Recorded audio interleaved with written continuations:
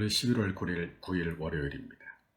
오늘부터 우리 교회는 구시기도회, 저녁기도회가 아니라 오늘 아침 묵상으로 영상이 바뀌었습니다.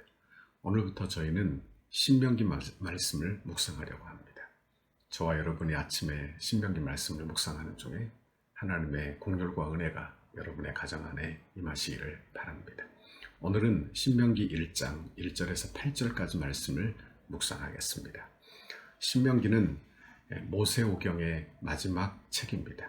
신명기는 듀테로노미 해서 두 번째로 주어지는 그런 법이다 해서 세컨드 로의 개념으로 주어진 말씀입니다. 이 말씀은 이스라엘 백성들이 가나안 땅으로 출발해서 첫 세대들이 다 죽고 맙니다. 그 이후에 2세대가 다 이제 가나안 땅에 들어가기 직전에 하나님께서 잊혀진 하나님의 말씀을 다시 이스라엘 백성들에게 주신 아주 귀한 말씀이 되는 것입니다. 역사는 왜 우리가 공부합니까? 역사를 공부함으로 우리의 과거의 과오를 반복하지 않기 위하여 역사를 우리 자녀들에게 가르치지 않습니까? 이와 마찬가지로 우리는 하나님의 말씀을 잘 배워서 우리는 다시 우리의 죄로 들어가는 일이 없는 그런 귀한 축복을 우리에게 주시기를 바라는 것입니다. 1절 말씀이 이렇게 시작하고 있어요.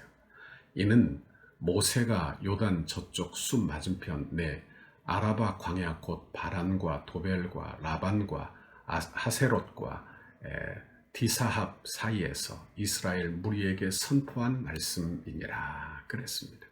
우리가 알 수 없는 지역들을 귀에 익지도 하는 이 지명들을 신명기가 쭉 이야기하면서 이 신명기 말씀을 시작하고 있습니다. 이렇게 시작하는 것은 아마도 이것이 역사적 사실이다 하는 것을 확인시켜 주는 듯 하기도 하고 하나님께서 그의 백성들을 얼마나 관심을 갖고 계시는지 보여주는 아주 귀한 증거라 할 수 있겠습니다. 2절 말씀을 보십시오. 호렙산에서 세일산을 지나 가데스 바네아에까지 10하루길이었더라 그랬습니다. 여기 이 호렙산에서부터 세일산까지 지나 가데스 바네아, 이 가데스 바네아에서 우리가 어떤 일이 일어났는지 알죠? 이스라엘 백성들이 12정탐꾼을 가데스 바네아에서 보내지 않았습니까? 호렙산에서 가데스 바네아까지. 이 말은 이스라엘 백성들이 40년 동안 광야길을 걸은 그 길 전체를 의미하는 것입니다. 그러니까 그들이 여자와 어린아이들, 가축까지 있는 것을 감안해서 하루 25km를 걷는다 하면 10하루 길이라 그런 말씀을 해주고 있는 것입니다. 그런데 그들은 지금 몇 년이 걸렸어요? 40년이 걸린 거예요. 10하루 길을 40년을 가다니 참으로 안타까운 일이 아닐 수 없는 것입니다. 그저 그들이 순종했더라면 그들이 10하루 만에 들어갈 그 길을 그들은 순종하지 아니함으로 40년을 돌고 돌아 그들이 그 가나안 땅에 들어가게 된 것을 보게 되는 것입니다. 우리는 이 말씀을 묵상하면서 우리는 이스라엘 백성들을 참 딱하다 그렇게 생각해서는 안 될 거예요. 왜? 우리의 신앙의 모습도 그들과 별반 다르지 않기 때문에 그런 것입니다. 우리도 제자리 걸음을 늘 하고 있지는 않은지, 우리는 돌고 돌아 다시 그 길로 가고 있지는 않은지, 신앙의 진보가 이루어져야 하는데 여러분 실패를 통하여 배우지 못하는 우리의 무능력함을 우리는 보게 된다 하는 말씀입니다. 여러분 우리의 삶이 어떠하든지 내가 어디에 있든지 무엇을 하든지 건강하든지 건강하지 못하든지 사업이 잘 되든지 못하든지 여러분 내 가정이 평안하든지 어렵든지 간에 우리의 신앙의 진보가 있어야 한다는 말씀을 드리고 있는 것입니다. 히브리서 5장 12절에 보면 때가 오래므로 너희가 마땅히 선생이 될 터인데 너희가 다시 하나님의 말씀의 초보가 무엇인지 누구에게 가르침을 받아야 할 것이니 젖이나 먹고 단단한 식물을 못 먹는 자가 되었도다 그랬어요. 보십시오. 아이가 태어나면 아이가 자라나 우유만 먹고 평생을 살 수 없는 게 노릇 아니겠습니까? 그러면 부모가 얼마나 근심이 되겠어요. 아이는 자라나야 하는 것입니다. 우리의 신앙도 자라나야 합니다. 여러분의 신앙도 자라나고 있는지 이 시간에 한번 묵상해 보시기를 바랍니다. 우리의 신앙은 날로 날로 전진해야 합니다. 이번 한 달도 저와 여러분의 신앙이 날로 날로 전전하고 하나님의 축복이 임하는 은혜와 복이 임하시기를 바랍니다. 이제 3절 말씀을 보십시오. 40째 해 11째 달 그 달 첫째 달에 모세가 이스라엘 자손에게 여호와께서 그들을 위하여 자기에게 주신 명령을 다 알렸으나, 그래요. 여기 모세가 한 것을 보십시오. 여호와께서 그들을 위하여 자기에게 주신 명령을 어떻게 했다?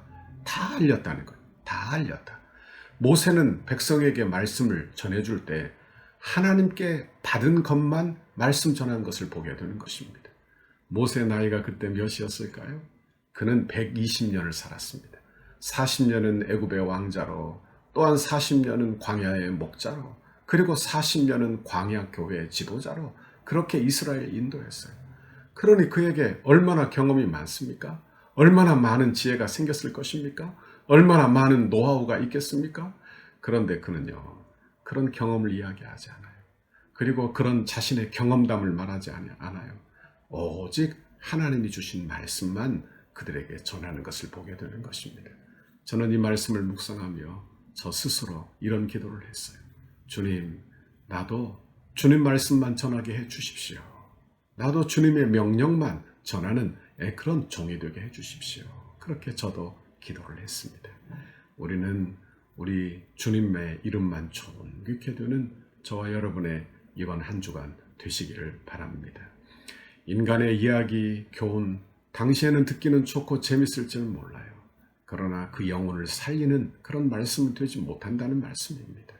여러분, 그러므로 하나님 주시는 말씀을 꼭 붙들어 저와 여러분이 이번 한 주간도 승리하시기를 바랍니다.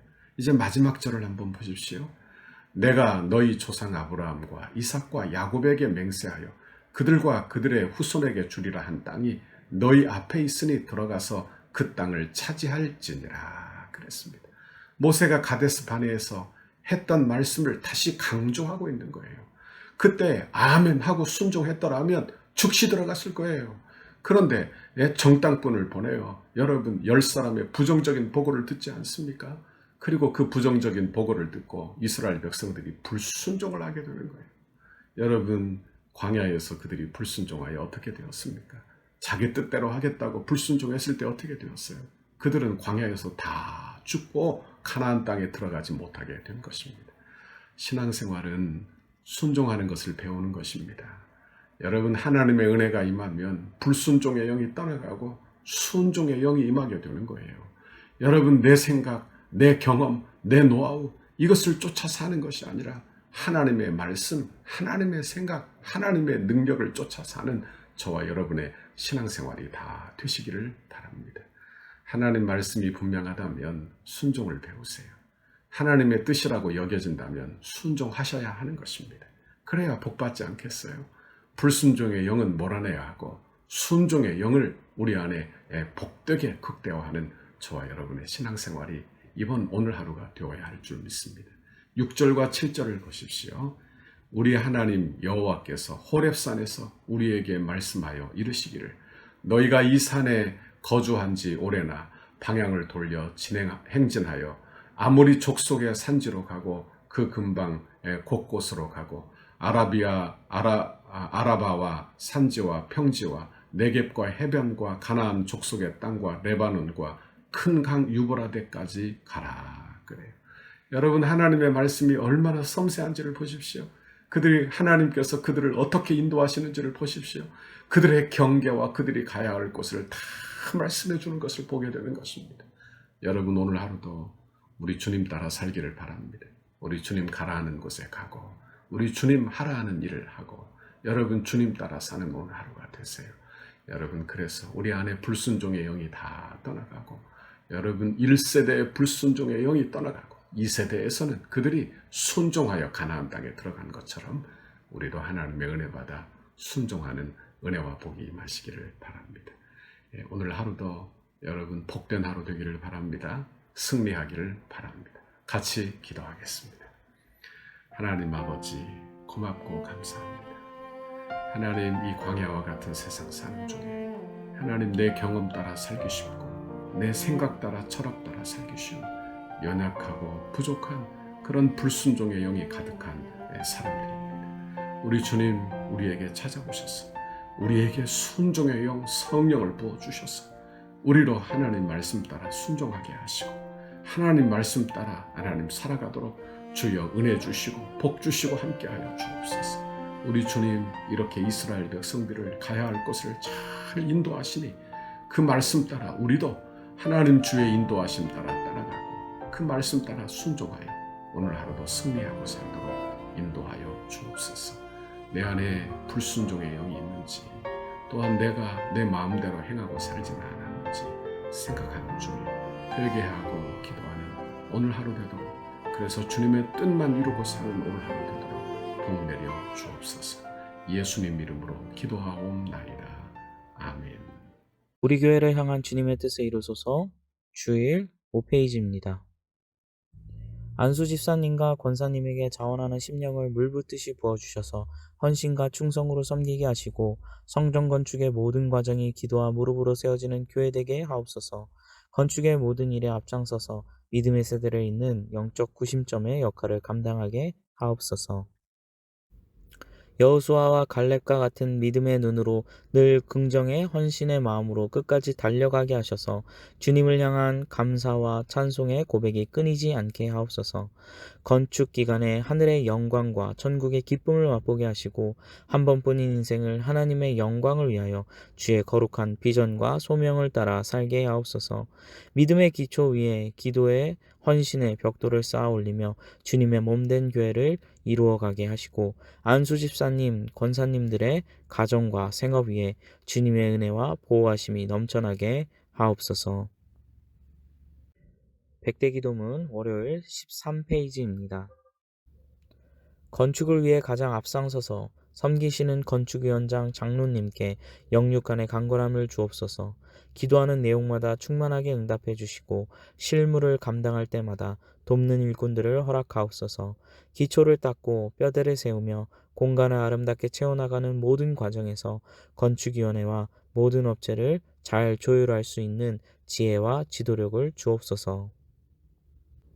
시대를 읽는 통찰력과 통전적 사고, 다음 세대를 볼 수 있는 눈, 그리고 작은 일에 보는 눈도 주옵소서.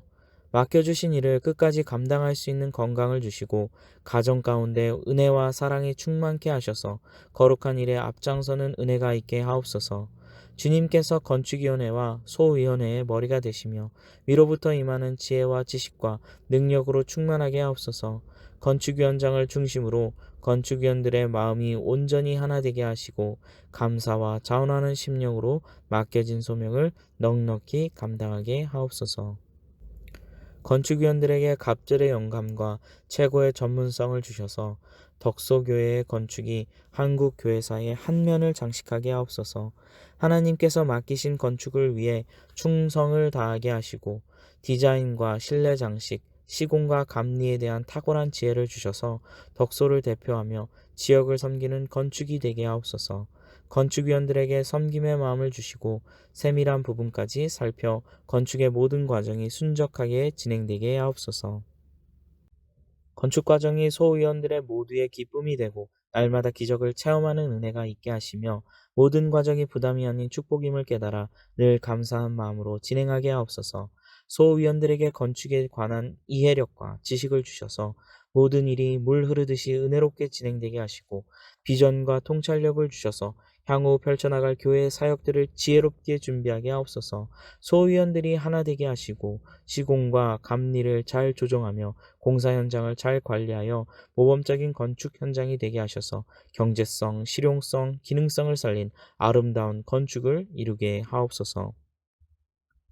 실무를 감당할 때 성실과 희생, 모범을 보이며 기쁨과 평안으로 잘 감당케 하시고 아주 작은 부분까지 하나도 놓치지 않게 하옵소서. 개인의 주장이나 이기심이 조금도 틈타지 못하도록 늘 기도하며 겸손한 마음으로 섬기게 하옵소서. 예수님 이름으로 기도합니다. 아멘.